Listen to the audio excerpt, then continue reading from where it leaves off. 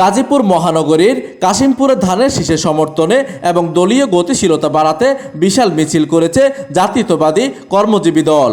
Kashimpur metro থানার ৫ নম্বর ওয়ার্ডের কুরবান মৃদা মসজিদের সামনে থেকে এই বিশাল মিছিলটি বের করা হয়।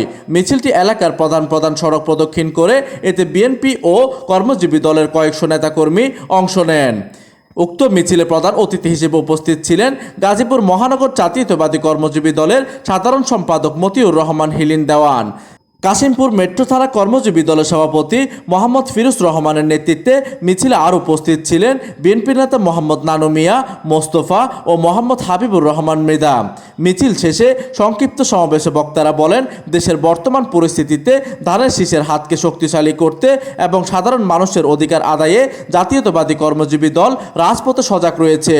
এই সময় কাশিমপুর মেট্রো থানার বিভিন্ন ওয়ার্ডের অঙ্গ সংগঠনের বিপুল সংখ্যক নেতাকর্মী উপস্থিত থেকে মিছিলটি সফল করেন।